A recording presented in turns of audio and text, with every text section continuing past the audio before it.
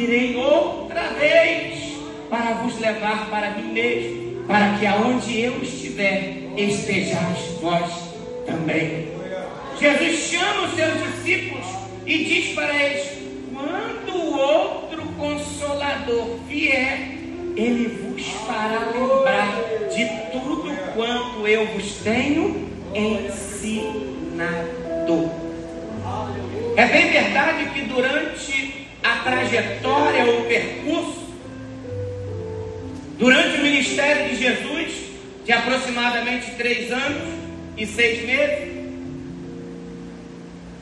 ele sabia da sua missão, ele sabia do legado o qual o Pai havia lhe entregado e o que ele haveria de fazer até se dar o cumprimento. E ele fazia questão de revelar para aqueles que estavam bem próximos a eles, para que eles não se escandalizassem, para que eles não deixassem de crer, para que eles não retrocedessem, não voltassem atrás e não negassem a fé que outrora eles haviam abraçado. E lendo esse texto aqui, eu fiz um comparativo, um paralelo à trajetória, a nossa história. Quando, como os discípulos, somos convidados, somos chamados, somos escolhidos, somos separados para Deus. Ouvimos promessas de céu, de eternidade, de paz, de longanimidade, de gozo, de fé, de esperança. Ouvimos promessas de que passaremos a viver e a ter uma vida abundante na presença do nosso Deus. Pois é verdade, a Bíblia diz que aqueles que creem em mim, como diz as Escrituras, rios de água viva jorrarão do seu interior. E a Bíblia diz que Jesus olhou para os discípulos e disse para eles: deixo-vos a minha paz vos dou. Não vou a dou como o mundo a dá, porque o mundo não a conhece, nem a pode receber. Jesus sabia de tudo quanto estava por vir, e de tudo quanto os discípulos haveriam de passar após a sua morte. Eu costumo dizer a frase de um pastor muito conhecido, eu costumo repeti-la porque faz sentido para nós. Ele disse que o mapa não é o território. Geograficamente falando, qualquer um de nós que tentarmos fazer uma viagem, nós teremos com facilidade acesso a informações importantes, como a quilometragem, quantos quilômetros nós haveremos de percorrer, quanto tempo vai durar e quantas horas demoraremos para chegar no lugar desejado. Consultando a meteorologia, temos possibilidade de saber até as condições do tempo. Mas é impossível nós sabermos o que haverá de se suceder do momento em que iniciarmos a nossa viagem, o trajeto, até o momento em que nós chegarmos no lugar desejado. Eu lembro-me do profeta Jeremias, que coisa linda. No capítulo 1, versículo 5, Deus chama ele, ainda um menino, e diz para ele: antes que te formasse no ventre te conheci, e antes que tu saísse da madre te santifiquei, as nações te dei por profeta. Que coisa linda o texto. Mas quando Jeremias começou a sentir na pele o sofrimento, a dor, quando Jeremias começou a ver que não era bem assim como ele havia sido informado, quando começou a ser maltratado, preso, desprezado, quando veio a dor, o sofrimento, o abandono, ele disse: maldito o dia em que eu nasci. Se nós escolhermos alguns textos bíblicos, nós olharemos para o texto História do profeta Elias. Jamais se viu ou se ouviu falar um profeta tão ousado quanto Elias, tão portador do poder, da graça, da comunhão e da autorização de Deus para atuar. Elias foi considerado um dos maiores profetas que já existiu em toda a história. Simplesmente ele falava e o que saía da sua boca acontecia. Mas chegou um tempo em que ele se assentou debaixo de um pé de zinho e pediu em seu ânimo a morte. Ele disse: Pai, já basta.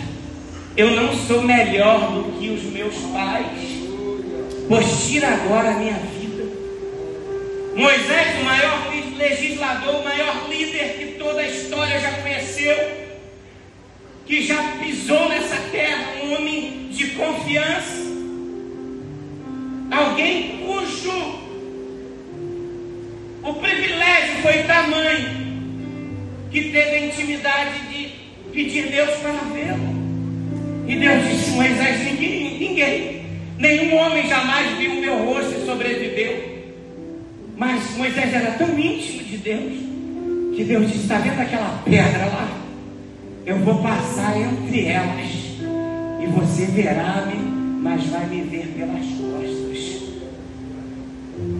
E diz o texto que quando Moisés desce do monte, o seu rosto, o seu semblante resplandecia como o sol. E quando Israel viu ele voltando, eles começaram a gritar com grande alarido no meio do arraial, porque não suportavam olhar para o rosto de Moisés, ao ponto de que ele teve que esconder o seu rosto através de um véu. Mas Moisés, no deserto, com aquela grande multidão, ele acha pesado o seu carro. E ele diz para Deus: Senhor, porventura concebi eu e dei a luz a todo esse povo para dar-lhe de comer? Tira agora a minha vida. Por que não falar acerca de Jesus, o próprio Filho de Deus? Foi orar no jardim do Getsemane. Em alguns momentos de oração, a agonia, a angústia, a dor, o sofrimento era tamanho que os seus poros já não transpiravam mais gotas de suor, mas sim de sangue. E ele brada dizendo: se possível, passa de mim esse cálice. Quando veio o ápice da crucificação, ele gritou ainda mais alto: Deus meu, por que me desamparaste? É bem verdade que o mapa não é o território. Devido às lutas, o sofrimento, devido a algumas perseguições, alguns problemas, aflições que todo ser humano passa. A Bíblia diz que as aflições se cumprem entre todos os nossos irmãos. Não é que o seu problema, a sua dor, a sua dificuldade seja maior que a minha. É porque enquanto estivermos aqui, a Bíblia diz que as aflições do tempo presente não hão de se comparar com a glória que em nós haverá de ser revelada. É bem verdade que a Bíblia nos exorta dizendo que nós não somos dessa terra, somos peregrinos em terras estranhas. Mas o que mais me assusta é que depois de ter tido um encontro com Deus através da sua palavra, o que mais me assusta é que depois de nós termos profetizado, proferidos, confessado que conhecemos Jesus e somos sabedores de todas essas verdades, nós perdemos a sensibilidade do Espírito. Nós perdemos aquilo que nós chamamos de dor nas entranhas. Nós perdemos o bom senso do que de fato é a eternidade. E por isso somos incapazes de chorar, prantear e lamentar e dizermos que sentimos saudade do céu. Por isso é difícil nós abrirmos os nossos lábios para dizermos que sentimos falta da eternidade. É bem verdade que a Bíblia nos exorta dizendo que aonde estiver o nosso tesouro, aí também estará o nosso coração. Aí vem a exortação de Deus: não ajunteis para vós tesouro na terra, onde a traça tudo corrói, consome,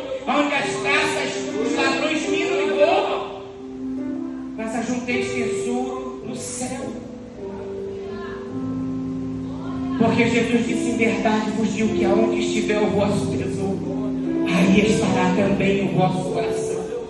Quanto mais nos aplicamos, quanto mais nos dedicamos, quanto mais as coisas do sistema fazem parte da nossa vida, mais terreno nós nos tornamos e mais nos afastamos do Criador.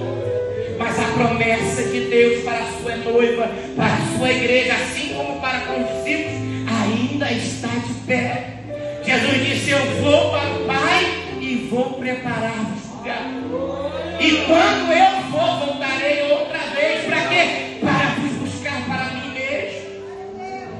Eu não vou aqui ousar me precipitar a dizer, a estipular data acerca do arrebatamento, onde quando Jesus virá. Mas uma coisa é certa: a Bíblia diz: passarão os céus e a terra, mas as minhas palavras, elas não hão de passar. Jesus disse: é um pouquinho de tempo, e o que há de vir virá e não tardará. A Bíblia nos adverte que um dia ouviremos o grito: aí vem o noivo. Jesus advertiu o moço, dizendo: moço, ô louco, ainda hoje pedirão a tua alma, e para quem tu a tem preparado. A eternidade não é um conto, não é uma história, não é uma fábula, é uma realidade que vai alcançar toda a humanidade, quer você acredite ou não, quer você queira, quer você deseje ou não, ele vem. E quando ele vier, a Bíblia diz que a sua igreja, a sua noiva, adornada, pura, santa, imaculada, sem mancha, sem mácula, sem ruga, ela vai de encontro a ele. A Bíblia diz que nem todos dormiremos, mas seremos transformados. Será como um abrir e fechar de olhos ante o toque da última trombeta. Nós que estivermos vivos, seremos transformados num corpo incorruptível. E toda a nossa matéria corruptível será transformada num corpo de incorruptibilidade. Aleluia. E a Bíblia diz que o nosso trabalho não é pão do Senhor. Antes tem a sua recompensa. E que recompensa é essa? A eternidade, o céu de glória que está aguardando você, noiva do Cordeiro.